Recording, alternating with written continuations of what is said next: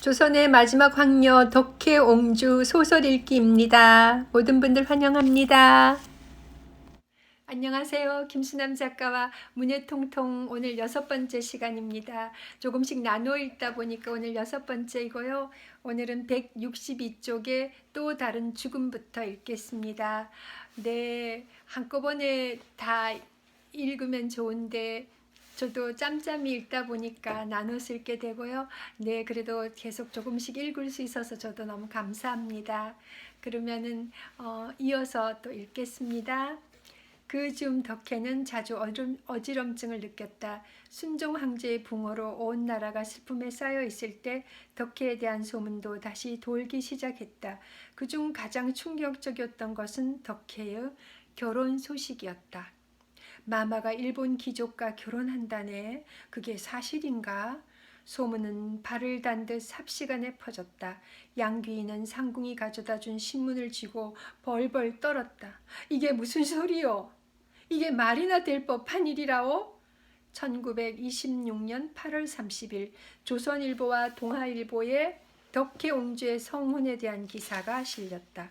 조선일보는 국내성 당국자와 이왕직 당국자들은 조선옹주의 장례에 대하여 비밀리에 고려를 거듭하던 중 요사이에 이르러 결혼상대 혼담이 농후해 간다는 기사를 게재했다.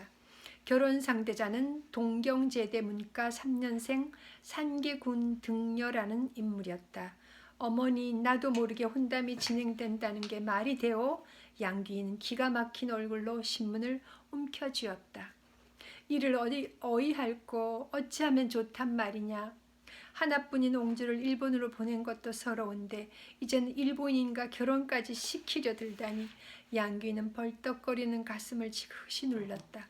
찢어지는 듯한 통증이 몰려왔다. 덕혜가 일본으로 끌려간 후부터 시작된 가슴 통증이 날마다 심해졌다. 마마 진정하소서. 아직 결정된 것은 아니니 이 신문을 보고도 그런 소리를 하느냐. 여기 쓰여 있지 않느냐. 만 백성이 보는 신문이라 하지 않느냐. 양귀인은 바싹바싹 타들어가는 입술을 꾹 깨물었다. 하지만 덕혜옹주의 성혼 문제는 1927년 1월 이왕직 장악이던 민영기 남작이 사망함으로써 일단 중단되었다. 양귀인은 가슴을 쓸어내리며 불행 중 다행이라 여겼다. 하지만 얼마 되지 않아 한창수가 새로운 이왕직 장관으로 거론됐다. 황실의 시무를 관장하는 이왕직 장관직은 권력의 중추였다. 나는 새도 떨어뜨릴 만했다. 조선의 귀족이나 구국 관리들은 모두 이왕직 장관직을 꿈꾸었다. 이윤용, 민병석, 이재극, 민병기, 한창수 등은 나라를 팔아 그 자리에 올랐다. 그들은 아무런 거리낌 없이 당당했다. 한창수는 순종황제 1주기가 다가오는 무렵에 이왕직 장관으로 임명됐다. 일본에 끌려간 황족들이 순종황제 1주기를 치르기 위해 속속 궁으로 돌아가기 시작한 때였다. 의친왕 이강이 1927년 3월 19일 오후에 도쿄를 먼저 출발했고 덕혜옹주는 4월 7일 영친왕 내외와 출발해 4월 10일 오후에 도착했다. 양귀인은 덕혜옹주가 돌아오자 복받치는 울음을 터뜨렸다. 봇물이 터진 듯 양귀인의 울음은 그칠 줄 몰랐다. 어머니 어찌하여 우십니까? 항공하옵니다 마마. 이 미천한 것이 반가운 마음에 이리 경망스럽습니다. 용서하세요. 정략 결혼을 해야 할지 모른다는 말은 차마 할 수 없었다. 많이 잘하셨습니다 마마. 참으로 고우십니다. 양귀인은 마음속에 말을 삼킨 채 덕혜의 손을 잡았다. 좋은 배필을 만나 잘 사는 모습을 보고 싶은 게 양귀인의 한결같은 마음이었다. 부마로 거론되었던 김황진의 조카는 어디서 무엇을 하고 있을까? 이제는 늠름한 청년이 되어 있을 것이다. 황제의 눈에 들었던 아인이 얼마나 믿음직하고 준수했을까? 어머니도 참 곱기는 어머니가 더 고우십니다. 덕혜는 양귀인의 손을 잡고 환하게 웃음 지었다. 그러나 덕혜는 양귀인의 얼굴에 스치는 그늘을 놓치지 않았다. 무엇이든 마음으로 깊이 앓는 분이셨다. 곁에서 보살펴드리지 못하는 마음이 한없이 불편했다. 전보다 수척해 보인다는 말도 할 수 없었다. 마음 붙일 곳 없는 쓸쓸함을 어찌 모르겠는가. 양귀인의 수척함이 깊은 병 때문인 것을 그때는 덕혜도 양귀인도 알지 못했다. 1929년 5월 30일 도쿄 영춘왕의 저택에 비보가 날아들었다. 조선에서 오는 소식은 기쁜 게 거의 없었다. 전보를 받아든 영춘왕은 깊은 한숨을 내쉬었다. 무슨 일인가요?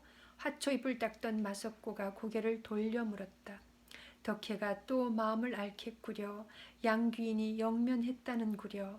영춘왕의 목소리는 낮고 음울했다. 유방암을 앓다가 죽었다 했으나 그보다는 옹주의 결혼 문제로 마음을 알아왔던 게 결정적 사인이 아닌가 싶었다. 이를 어쩌나요? 어떻게 말을 해야 할지. 창밖을 바라보는 영춘왕의 눈자가 붉게 젖어들었다. 힘없는 나라의 황태자가 선택할 수 있는 길은 없었다. 바로 가는 길이 없으면 우회를 하는 방법도 있으니. 그런 생각을 하면서도 그는 몹시 쓸쓸했다. 어린 동생의 안위도 지켜주지 못하는 자신의 처지가 더없이 서글펐다. 한참을 말없이 서있던 영춘왕은 마침내 결심을 하고 덕혜를 불렀다. 무슨 일이십니까? 복령당께서 영면하셨다네. 그 말과 동시에 덕혜가 풀썩하고 바닥에 쓰러졌다. 영춘왕은 한급히 어린 동생의 맥을 짚었다. 위태로울 정도로 맥이 가늘었다. 이 어린 것이 이토록 힘들어하는데 지금까지 나는 대체 뭘 한 거냐? 영춘왕은 스스로를 꾸짖으며 다급한 목소리로 아내를 불렀다. 마사꼬, 마사꼬, 덕혜가 쓰러졌소. 사람들이 달라붙어 팔다리를 주무른 덕분인지 조금 후에 덕혜가 눈을 떴다. 그러나 덕혜는 자신의 얼굴을 걱정스럽게 내려다보는 영춘왕과 눈을 마주치더니 다시 소리 없이 기절하고 말았다. 그렇게 소리도 없이 깨었다. 기절하기를 몇 차례. 이윽고 정신을 차린 덕혜는 그동안 참았던 눈물을 터뜨리기도 하듯 거치게 흐느꼈다. 이부자락을 꼭 쥔 채 두 손을 바들바들 떨었다. 영춘왕은 입을 꾹 다문 채 소리죽여 우는 덕혜를 하염없이 바라보고 있었다. 5월의 마지막 날 덕혜는 일본을 떠나 창덕궁을 향했다. 6월 1일에 창덕궁에 도착한 덕혜는 더 할 수 없이 초췌한 모습이었다. 오 옹주 이 슬픔을 어찌하오. 순정 효항호가 울음을 삼키며 덕혜를 위로했다. 그녀는 말없이 고개만 숙이고 있었다. 빈소가 마련된 개동으로 가서 성복에 참여할 때에도 덕혜는 숨소리도 내지 않았다. 괴로운 시간은 아직도 수없이 많이 남아 있었다. 조선 왕실의 전통에 따르면 옹주는 마땅히 3년 복상을 해야 했다. 그러나 일제는 그들이 만든 왕공 가계범을 들어 황공족은 황족, 왕족, 조선 귀족이 아닌 친족을 위하여 상을 복하지 않는다고 주장했다. 그 문화는 그녀에게 치명적이었다. 덕혜 옹주는 왕공 가계범상 왕족이지만 양귀인은 왕족도 귀족도 아니었던 것이다. 일본 국내성은 그러한 이유로 덕혜 옹주의 복상을 금지시켰다. 세상에 뭐 이런 말이 있답니까? 어머니가 죽었는데 딸이 상복을 못 입는다는 게 말이 됩니까? 그게 어느 나라 법이랍니까? 사람들이 혀를 끌끌 차며 분노했다. 나라를 잃었으니 뭘 할 것도 없잖소. 다 일본 놈들 마음대로 아니겠소. 체념어린 말을 하는 이도 있었다. 동아일보는 너무 가혹한 저사가 아니냐는 여론을 전한 뒤 왕공 과계범의 다른 조항을 들어 해결책을 내놓았다. 왕공 과계범 186조에 부모, 부의 상은 1년으로 한다 조항과 140조에 서자는 모방에만 친자 간에 한하여 이를 친족으로 한다는 규정을 들어 해석하기에 따라 복상할 수도 있다고 주장했다. 덕혜 옹주는 고종의 서자지만 양귀인과는 친족간이므로 1년간 상을 치를 수 있다는 의견도 거론됐다. 그러나 일본 측은 별다른 말이 없었다. 마마 이를 어찌합니까? 이런 일이 어찌 있을 수 있답니까? 상국 나인들이 머리를 조아리며 몸들 바를 몰라 했다. 분노하던 덕혜가 이윽고 체념 어린 목소리로 중얼거렸다. 달리는 말을 멈출 수 있는 힘이 내게는 없구나. 밤새 술을 마시자고 한 건 기수였다. 속 얘기를 나눠보리라 단단히 버리고 있었던 듯 만나자마자 술잔부터 기울였다. 형은 찾았나? 그러나 술에 혀가 꼬부라질 즈음 먼저 말문을 튼 것은 박무영이었다. 그렇소. 어디에 있나? 일본 놈 앞잡이 하다가 밀항했으니 별 다른 수 있겠소. 지금도 여전히 끈앞풀로 살더이다. 기수는 말끝에 다시 술을 한 잔 마셨다. 그것은 동생과 형이 적이 되어 만날 수밖에 없다는 뜻이었다. 괜한 것을 물었군. 박무영이 고개를 저으며 딱한 표정을 지었다. 그렇게 딱한 표정 지을 것도 없어. 내가 형을 이쪽으로 데려올 터이니. 그런데 박형은 무엇이 문제요? 무슨 비밀이 그리 많소? 기수의 말투가 어느새 12조로 바뀌었다. 비밀은 무슨? 박무영이 고개를 슬며 씻고며 기수의 잔을 채웠다. 내 보기에 박형은 비밀이 너무 많소. 그런데 단 한마디도 털어놓지를 않으니 나는 때로 내가 헛개비랑 있는 게 아닌가 하는 생각도 들어. 허허허, 상상이 지나치군. 오늘 우리는 무엇을 위해 술을 마셔야 하오? 만국의 슬픔을 달래기 위함이지. 양귀인이 영면하셨다 하네. 박무영의 목소리가 감기에 걸린 것처럼 잔뜩 잠겨 있었다. 나라도 없는 마당에 귀인의 영면이 우리가 술을 마시는 이유가 될 수 있단 말이오? 기수는 대놓고 박무영에게 시비를 걸고 있었다. 자신을 불신하는 데 대한 불만과 울분의 표시였다.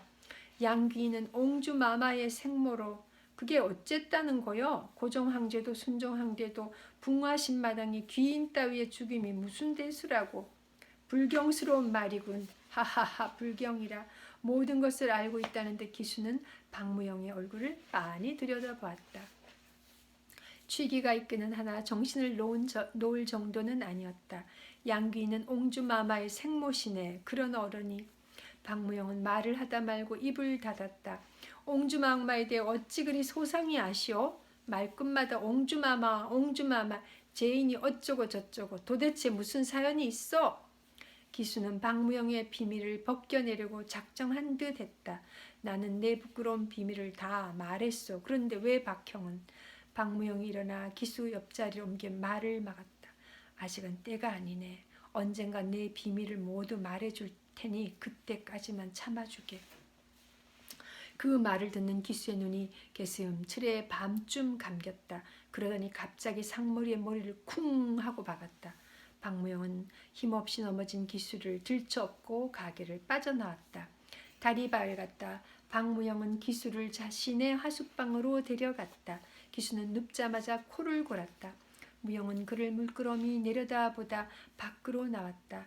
영친한 저책이 있는 도리 희작가까지는 그리 멀지 않았다. 달빛을 법삼아 한 바퀴 돌고면 먼동이 틀 것이다. 방학이니 다녀가면 좋겠다고 얼굴이나 한번 보여주고 가라는 어머니의 전갈이 왔으나 안 가는 것이 낫겠다고 생각했다. 그는 영친왕의 저택으로 가는 도중 옛 생각에 잠겼다. 그때가 언제였던가. 어린 옹주를 처음 만났던 날. 백부에게 이끌러 처음 입국했던 날. 모든 게 낯설기만 했던 궁에서 그는 난생 처음 가슴 두근거림을 느꼈다. 그게 어떤 감정인지 지금은 안다. 아니, 그 시절에도 알았던 게 분명하다. 그렇지 않다면 지금까지 이처럼 생생하게 감정을 품고 있을 리 없지 않은가. 그녀는 한 여인이기 이전에 조선의 황녀였다. 지금 일본의 볼며가 되어버린 황녀. 그는 일본이 조선을 삼키지 않았더라면 어땠을까 생각했다. 아니, 적어도 일본이 그녀를 볼모로 삼지 않았다면, 그랬다면 지금 옹주와 함께 달빛을 바라보며 뜰을 거니고 있었을지 모른다. 조국을 잃은 자들에게는 사랑도 사치였다. 박무영은 날마다 그 사실을 절실히 깨달았다. 옹주를 생각하면 늘 마음이 답답했다. 그녀를 구출하고자 한 지 벌써 몇 해가 지났지만 구체적인 계획은 세워지지 않았다. 임시정부 쪽에서는 옹주보다는 의친군왕 구출에 초점을 맞추고 있었다. 그는 좀 더 감시망이 소홀한 옹주를 먼저 구출해야 한다고 주장했지만 그의 의견은 번번이 묵살됐다. 어쩌면 이성적인 판단이 아닐지도 모른다. 의친왕과 옹주 두 사람 가운데 한 명만 구할 수 있다면 그가 어떤 선택을 할지는 불을 보듯 뻔했다. 아, 마마, 가슴에 뜨거운 것이 들어차면 쉽게 사그러지지 않는다. 연정인지 울분인지조차 구분할 수 없었다. 애써 구분하고 싶지도 않았다. 박무영은 아버지의 말을 되새겼다. 너는 그림자다. 그분의 그림자처럼 살아라. 한번 뜻을 세웠으면 지켜야 사내다. 허물었다 다시 세울 뜻이라면 그걸 누가 진정한 뜻이라고 인정해 줄 것인가. 그는 다시 한번 두 주먹을 불끈 쥐었다. 또 새로운 파트입니다. 그림자 사나이 173쪽입니다. 덕혜는 일본으로 돌아오자마자 동굴 속에 들어간 짐승처럼 웅크리고 앉아 말문을 닫았다. 마사코가 곰살궂게 이것저것 먹을 것을 챙겨 뒤밀어도 거들떠 보지도 않았다. 더위가 시작되는 6월에도 덕혜는 두꺼운 이불을 뒤집어 쓰고 엎드려 있는 경우가 많았다. 밤에는 불면증에 시달렸다. 낮이고 밤이고 멍한 시선을 들어 창밖을 바라보았으나 실은 그 무엇도 바라보고 있지 않았다. 큰일이군. 저러다 병이라도 날까 걱정이요. 영춘왕의 얼굴에도 그늘이 짙게 드리웠다. 덕혜는 점점 야위었다. 며칠째 음식도 잘 먹지 않아 수척해졌다. 덕혜는 자주 벽에 힘없이 기대어 앉아 있었다. 마마, 전복죽을 좀 쏘사옵니다. 조금만 드시어요. 복수는 미움처럼 멀건 죽을 한 숟가락 떠서 덕혜 입가로 가져갔다. 덕혜는 거칠게 숟가락을 밀어냈다. 만사가 다 귀찮다는 표정이었다. 그 즈음 덕혜는 말보다는 눈빛으로 의사를 전달했다.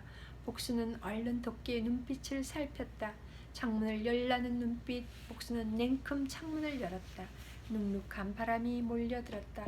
하늘이 잔뜩 흐렸다. 금방이라도 비를 퍼 부을 것만 같았다. 마마, 비가 올 것 같습니다. 복순이 흐린 하늘을 올려다보며 말했다. 방금 비라고 했느냐? 순간 덕혜의 눈빛에 이상한 광채가 돌았다. 예, 그럴 것 같습니다. 그럼 우리 밖에 나가서 비를 맞으며 돌아다니면 어떻겠느냐? 전하께서 걱정하실 텐데요. 복순은 걱정스러운 눈빛으로 덕혜의 날빛을 살폈다. 그 말에 덕혜는 금세 실망하는 표정이 되었다. 비가 오면 어머니가 춥지 않으실까? 웅얼웅얼 혼자 소리인 듯 덕혜가 중얼거렸다. 마마, 복수는 무슨 말을 해야 할지 몰라 고개를 숙였다. 추우실 거야. 깜깜하고 차가운 땅속에서 얼마나 추우실까. 내가 곁에 있었다면 더 오래 사셨을 텐데 어머니는 외로우셔서 빨리 돌아가신 거야. 덕혜의 웅얼거림이 계속 이어졌다. 누구를 의식하고 하는 이야기가 아니었다. 갑자기 빗소리가 거세어졌다. 정원의 푸른 나무들이 후두둑 후두둑 빗소리에 젖기 시작했다. 덕혜가 벌떡 일어났다. 눈빛에 강한 열망이 담겨 있었다. 복순아, 나가자. 복순이 우물쭈물하는 사이 움켜쥐고 있던 이불을 내던지고 덕혜는 방문을 나섰다. 빗소리가 아우성처럼 들렸다. 마마, 아니되옵니다. 옥체 미령하시온데. 복순의 말이 끝나기도 전에 방을 나선 덕혜는 쏜살같이 정원을 가로질러 뛰어가기 시작했다. 순식간의 일이었다. 복순은 신발도 깨지 못한 채 덕혜를 따라 뛰었다. 얇은 여름 옷이 비에 젖자 몸매가 그대로 드러났다. 마마, 마마! 빗소리에 목소리가 잠겨들었다. 굵어진 빗줄기 때문에 시야가 흐려 한치 앞도 제대로 보이지 않았다. 저만치 덕혜의 모습이 뽀얗게 보인다 싶었는데 금세 빗줄기 속으로 사라졌다. 복수는 그만 덕혜를 놓치고 말았다. 아, 이 일을 어쩌나. 복수는 맨발로 정신없이 뛰기 시작했다. 하지만 아무리 헤매고 다녀도 덕혜의 모습은 보이지 않았다. 복수는 기어코 울음을 터뜨렸다. 세상의 모든 사물이 어지럽게 흔들렸다. 앗! 하는 사이 발이 비끄레 미끄럽다. 어디엔가 머리를 부리친 듯 묵직한 통증이 엄습해왔다. 눈앞이 깜깜했다. 복수는 굴러 떨어지면서 옹주를 생각했다. 아득한 세상 저 너머에서 빗소리는 여전히 살아왔다. 다치지는 않았소? 기수는 자딘가 붙여 기수는 자신과 부딪혀 넘어진 여자를 황급히 일으켜 세웠다. 온몸은 축축하게 젖어 있었고 머리는 산발한 채였다. 거친 숨을 몰아쉬고 있었으나 의식이 또렷한 것 같지는 않았다. 갸름한 얼굴이 창백했다. 조선 여자였다. 그때 저 먼 곳에서 소리를 지르며 달려오는 또 다른 여자가 보였다. 그녀가 빗길에 미끄러져 하천 아래로 떨어졌다. 기수는 쓰러진 여자를 나무 등걸이에 잠시 앉혀두고 이번에는 그쪽으로 뛰어갔다. 여자는 물살에 떠내려온 나뭇가지를 붙잡고 신음하고 있었다. 이렇게 세우니 그대로 주저앉았다. 다리를 다친 것 같았다. 정신을 차리시오. 기수는 여자를 부축하며 일으켰다. 여진은 혼미한 가운데서 누군가를 간절하게 찾고 있었다. 마마, 마마, 마마? 기수는 얼른 하천 위쪽을 살펴봤다. 여자는 여전히 나무 등걸 위에 축 늘어져 있었다. 그때 퍼뜩 떠오르는 풍경이 있다. 신바시여. 기수는 기를 쓰고 하천에서 여자를 끌어올리기 시작했다. 누구 없어, 좀 도와주시오. 하지만 지나가는 사람은 한 명도 없었다. 기수는 여자를 놓아두고 다시 하천 위로 기어올랐다. 이번에는 옹주를 업었다. 축 늘어진 옹주는 생각보다 무거웠다. 옹주의 가늘고 하얀 손이 기수의 눈앞에 힘없이 흔들었다. 그때 부연 빗줄기 속에서 누군가가 나타났다. 박무영이었다. 이분은 내가 업어 모실 테니 자네는 저 여자를 업고 따르게. 그는 기수의 등에 엎인 옹주를 자신의 등으로 옮겨 업었다. 아시는 분입니까? 기수는 일부러 그렇게 물었다. 자네 기억 못하는가? 신바시역에서 뵌 옹주마마 아니신가? 비는 여전히 옥수같이 퍼붓고 있었다. 기수가 어물거리는 사이 옹주를 업은 박무영이 뛰기 시작했다. 그가 그렇게 빨리 움직이는 것을 전에는 본 적이 없었다. 그는 저택의 대문 앞에서 부저를 눌렀다. 하인들이 나오는지 왁자한 소리가 나자 박무영은 축 늘어진 옹주를 조심스럽게 내려놓고 저택 옆으로 난 좁은 길을 따라 슬그머니 사라졌다. 괜찮으실까요? 기수가 조심스럽게 입을 열었다. 침통한 표정의 영친왕네가 옹주 곁을 지키고 있었다. 괜찮을 것이네. 수고했네. 한참 만에 대답을 한 건 영친왕이었다. 그는 옹주를 지켜보며 한숨을 내쉬고 있었다. 기수도 불안한 시선을 굴리며 어깨너머로 옹주를 살펴보았다. 옹주는 잠시 자는 듯 고요했다. 가끔 한숨을 몰아쉬는 것 말고는 표정도 편안해 보였다. 자네 수고가 많았네. 영친왕이 기수의 어깨를 다독였다. 아닙니다. 저는 다만. 기수는 우물거려 말을 삼켰다. 이름이 무언가? 이 기수라 합니다. 유학생입니다. 기수는 말을 더듬거리며 머리를 조아렸다. 고맙네. 혼자서 둘을 구하느라 많이 애썼네. 영춘왕이 다시 한번 기수의 얼굴을 다독이며 따뜻한 눈빛을 보냈다. 아닙니다, 전하. 기수는 황황히 손맛차례를 쳤다. 불쑥 박명의 얼굴이 떠올랐다. 그때 옹주가 몸을 움직였다. 정신이 드느냐? 영춘왕이 다급하게 물었다. 눈을 뜬 옹주가 기수 쪽을 들여다봤다. 기수가 고개를 깊이 숙였다. 너를 구해준 청년이다. 영춘왕의 말에 옹주의 시선이 잠시 기수에게 머물렀다. 그러다 곧이어 주변을 도리번거리며 누군가를 찾기 시작했다. 복순이는 어디 있어요? 제 방에 두었다. 그 아이는 하천에 떨어져서 다리를 다쳤느니라. 그 여자의 이름이 복순이구나. 기수는 그 이름을 귀담아 들었다. 오늘 고마웠네. 이제 가봐도 될 것 같네. 그리고 오늘 일은 절대 발설하지 말게. 영친왕의 표정이 엄근엄했다. 예, 죽는 날까지 함구하겠습니다. 영친왕이 고개를 끄덕였다. 기수는 얼른 일어나 밖으로 나왔다. 가는 길에 다시 한번 뒤를 돌아보았다. 우울한 표정을 짓고 있던 옹주가 기수와 눈이 마주치자 희미하게나마 미소를 지어 보였다. 잘 모셨느냐? 단무통에서 박무영이 불쑥 나타났다. 빗줄기는 여전했다. 온몸이 흠뻑 젖어 있었다. 어딜 갔었습니까? 마마를 문 앞까지만 모셔놓고 사라지더니. 힐끗하듯 다그치는 말에 박무영이 쓸쓸하게 웃었다. 그렇게 됐네. 맘마는 괜찮으신가? 다행히 바로 정신이 드셨습니다. 정말 다행이로군. 박무영의 시선이 영친왕 저택에 잠시 동안 머물렀다. 어서 가서 옷을 갈아입읍시다. 이래다 둘 다 감기 걸리겠어요. 기수의 재촉에 박무영이 그제야 정신이 든 듯 무거운 걸음을 옮겼다. 우러르는 이가 있느냐? 그 말을 들었을 때 김장하는 잠시 망설였다. 우러르는 이? 장하는 고개를 저었다. 이루고자 하는 일은 있느냐? 이어진 아버지의 준엄한 물음에 장하는 우물거렸다. 아직 배움이 일천한지라 대답이 흡족하지 않았는지 아버지의 한숨이 깊어졌다. 한참을 침묵하던 아버지가 다시 무겁게 입을 열었다. 배움을 이야기하는 게 아니다. 내 마음속에 무엇이 있느냐는 말이다. 장하는 더욱 깊이 고개를 숙였다. 어떤 불효령이 떨어질지 조마조마했다. 가슴에 품은 뜻이 더도 어려기 어려운 세상이라. 그런데 뜻조차 세운 것이 없다니. 긴 침묵은 흘렀다. 바깥에서 들리는 하인들의 수런거림과 멀리서 들려온 일본 순사들의 호각소리, 그 틈으로 간간히 매운 바람소리가 섞여 들었다. 이제 나는 죽은 사람이나 마찬가지다. 숨은 붙어 있다 하나 언제 소리 없이 사라질지 아무도 모르는 일이다. 그네서 하는 말이니 새겨 듣거라. 네, 이 나라는 바람 앞에 등불과도 같아. 황제께서도 민망한 일을 당하셨다. 나 또한 파직을 당했다.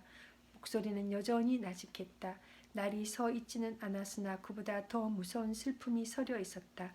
지난번 궁궐에 갔던 일을 기억하느냐? 아버지의 말에 잊고 있었던 기억 하나가 툭 터졌다. 해맑던 얼굴 하나가 장안의 가슴속을 비집고 들어왔다. 네, 헬그 밀사 사건도 알고 있느냐? 네, 너를 내 양자로 들인 것은 폐하께서도 말씀하셨듯이 옹주마마 때문이었다. 옹주마마는 폐하의 금지옥엽인 따님이시다. 너는 그분의 약혼자로 내정돼 있었다. 무슨 뜻인지 알겠느냐? 장하는 고개를 끄덕였다. 황제가 제 몸처럼 아끼는 옹주의 배필이라면 당연히 여러 조건을 충족시켜야 했다. 장하는 몸을 부르르 떨었다. 그 간악한 총독과 한창수만 아니었다면 폐하의 보관대로 너는 옹주마마의 지아비가 될 수 있었으리라. 옹주마마의 지아비라는 말이 장안의 가슴을 후벼 팠다. 그런데 결국 일이 이처럼 어지러지고 말았구나. 나라가 이 지경이 되니 폐하께 다 하지 못한 일이 너무도 많구나. 임시정부에서도 황족을 구하기 위해 백방으로 애쓰고 있다지만 일단 의친왕을 구하는 게 급선무라고 생각하고 있는 모양이다. 입궁했던 날 이후로 장하는 밤잠을 제대로 이루지 못했다. 눈만 감으면 옹주의 얼굴이 떠올랐다. 그 아름다운 소녀와 평생을 함께한다는 생각만 하면 가슴이 벅차올라 심장이 벌렁거렸다. 하지만 시절은 그녀와 장안이 순조롭게 부부의 연을 맺도록 놔두지 않았다. 옹주가 일본으로 강제 유학을 떠나게 한 사실을 누구보다 가슴 아파하게 받아들인 이는 장안이었다. 지금 세상이 이렇게 돌아가는지 어떻게 돌아가는지 알아두어야 한다. 적은 강대하다. 강대한 적과 맞서 싸워 이기려면 적을 알아야 한다. 잠자코 옆에서 듣고만 있던 장안의 형 김을한이 끼어들었다. 황제는 대한제국의 중립화를 위해 백방으로 노력하셨다. 미국 정부에도 도움을 요청했고 독일의 환심을 사기 위해 빌렐름 2세의 훈장을 수여하기도 하셨다. 그러나 러시아와 일본은 대한제국의 중립화를 허용하지 않았다. 러시아의 세력이 커지는 것을 우려한 영국과 미국도 일본에 손을 들어주었다. 독일과 프랑스는 방관적인 입장을 취했다. 만국 평화회의에 밀사를 파견해 을사조약의 무효를 온 세계에 알리려 했지만 그 말을 들어주는 이는 아무도 없었다. 그러니 이제는 우리가 직접 지켜야 할 때다. 아버지가 다시 입을 열었다. 내 힘이 닿는 데까지 마마를 지키거라. 마마를 지키라니요? 장안의 목소리가 가늘게 떨렸다. 김장안은 아버지의 말을 속으로 되뇌었다. 마마를 지켜라. 마마를 지켜라. 장안은 비로소 어떤 의문이 풀리는 듯했다. 옹주의 일본형이 결정된 뒤 그는 무기력하기 짝이 없었다. 책을 읽어도 눈에 들어오지 않았고 밥을 먹지 않아도 배가 고프지 않았다. 마치 모든 욕망이 순식간에 사라져 버린 듯했다. 그런데 이제 왜 이토록 무기력했는지 확실히 깨달았다. 너는 부마가 될 뻔하였다. 그것만으로도 마마를 지켜야 할 명분이 되지 않겠느냐? 아버지의 음성은 단호했다. 장안은 힘을 얻었다. 그래, 마마를 지키는 게 내 운명이다. 장안은 주먹을 꽉 쥐었다. 네, 아버지, 마마를 지키겠습니다. 아버지의 얼굴에 흡족한 미소가 맴돌았다. 그래, 됐다. 그럼 이제 옹주마마가 계신 곳으로 가거라. 장하는 스스로 다짐하듯 고개를 끄덕였다. 눈빛은 불안했지만 불끈 쥔 두 주먹에 결연한 의지가 드러났다. 장하는 아버지의 명을 받들어 조선을 떠났다. 박무영이라는 새로운 이름으로. 네, 오늘 184쪽까지 또 두 챕터 두 가지 이야기 읽었습니다. 네, 오늘 또 요 184쪽까지 읽고 또 뒷부분은 또 읽어서 또 연결하도록 하겠습니다. 네, 김장한이 정말 옹주를 구하려고 박무영이란 이름으로 이름도 정말 바꿔서 일본에 왔는데요. 정말 부마가 되어서 같이 결혼해서 살았으면 얼마나 좋았을까. 너무 진짜 가슴 아픈 역사예요. 예, 정말 함께 또 덕혜옹주 읽으니까 저도 지금 밤이 깊었는데요. 저도 또 좀 더 읽고 싶어가지고 조금 더 읽었습니다. 네, 또 그 다음번 185쪽부터 누구도 원치 않았지만 이 부분 읽겠습니다. 이제 거의 반 정도 다 읽어가는데요. 네, 오늘 또 좋은 하루 되시고요. 또 덕혜옹주 읽으면서 이렇게 뵙고 또 뵐 수 있음을 너무 감사합니다. 네, 좋은 하루 되세요. 감사합니다.